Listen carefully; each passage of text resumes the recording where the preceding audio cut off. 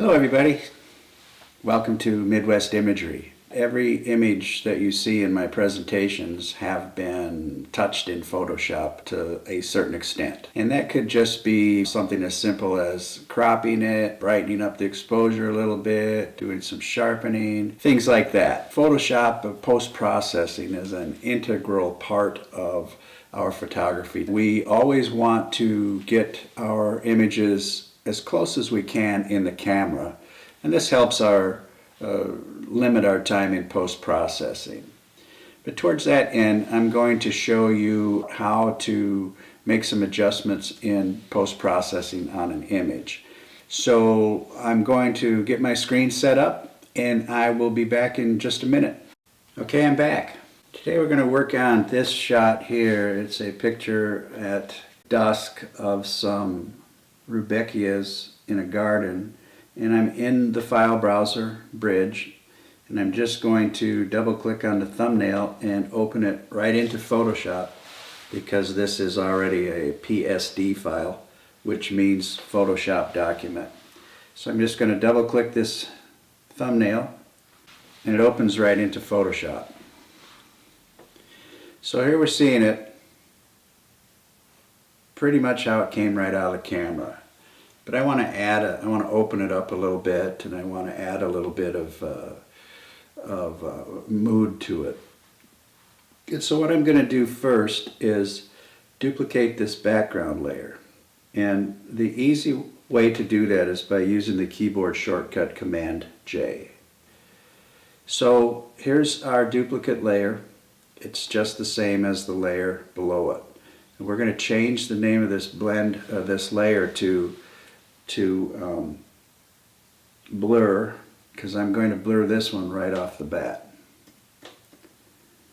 And then I'm going to go under my filter menu and select blur and select Gaussian blur and give it an 8 pixel radius. Click OK, and that looks great. I think we can stop right there. We're not going to. I'm going to change this blend mode. How does this layer react with the layer below it? And I'm going to switch it from normal to, we're going to try overlay this time.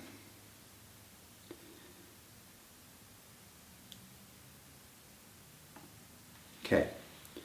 So now we have the layers blurred, and I'm going to put a layer mask on this, a white layer mask, just by hitting the layer mask icon at the bottom of our layers panel.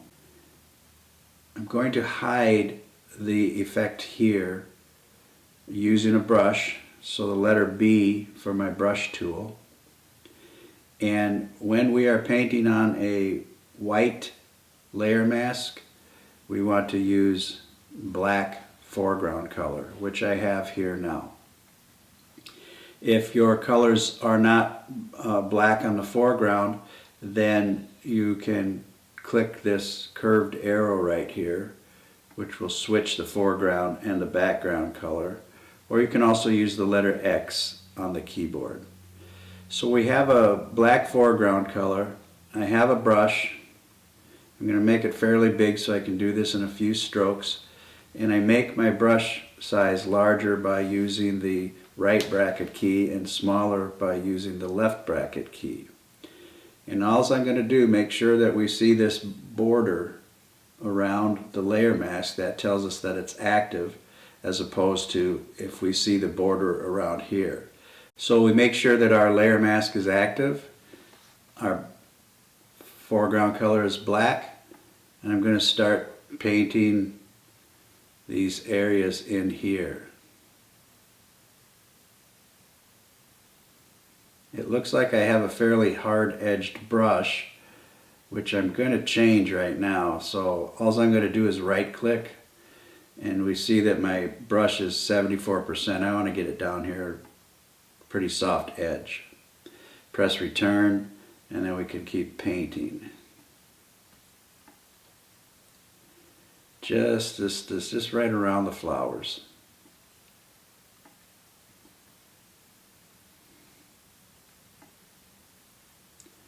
And make sure that sky gets lit. We're just opening up some of this lightness in here. And I'm going to check my layer mask. I hold the Option key and I click right on the layer mask, and that gives me my layer mask view. And we can see that I missed a few pieces down here along the bottom, and here I can just paint them right in. I missed a spot here, a little bit here, a little bit up here. And you see how hard these edges are, and I just kind of want to soften those up a little bit.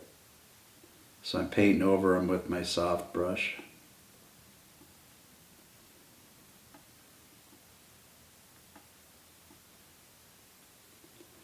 And that looks pretty good. Hold the Option key and click on the layer mask again, and we're done. Now let's see what the difference was.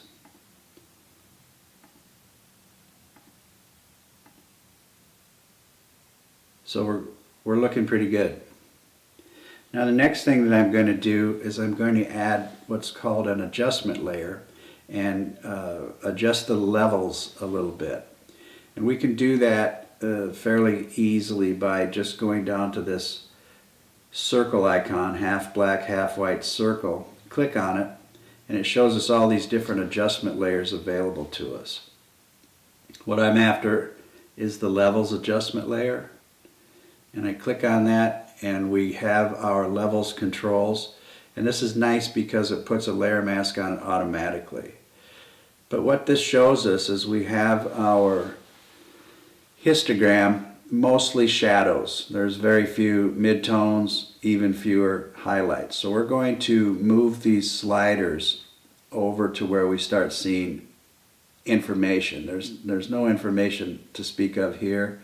So we're just going to take this white slider, click on it, and drag it over to where it starts seeing some information. And that's probably going to be around, I'm going to say 150 or so. And we'll leave the gray slider where it is, but we can also look at this a little bit and do some adjustments of the midtones if we wanted to. And I'm going to keep it right about 1.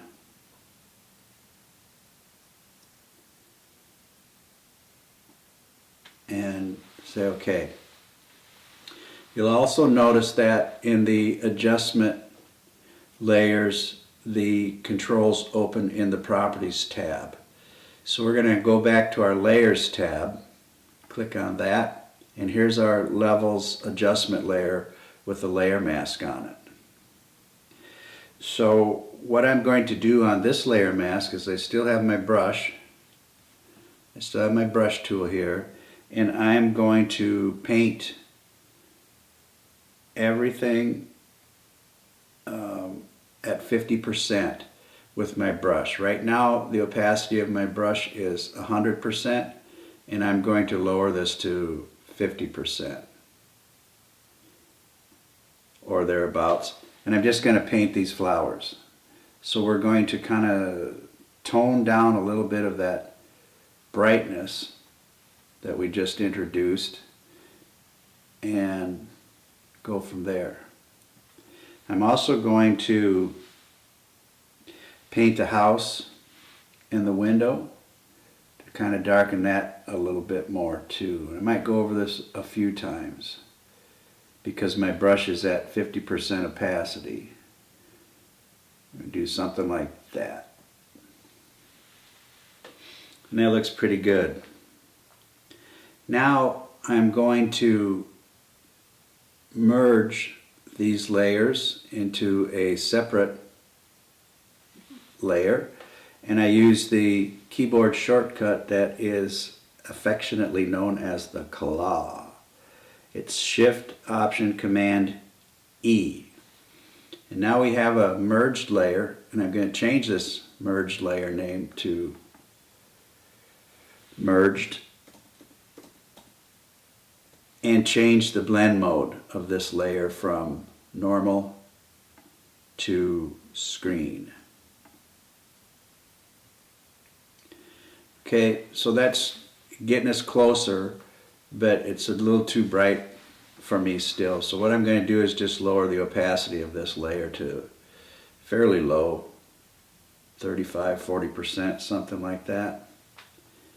And we'll take a look at the before and the after. And what I'm doing here is I'm holding the Option key and clicking on this eyeball by the background layer, which turns every layer off except that one. So here's our before,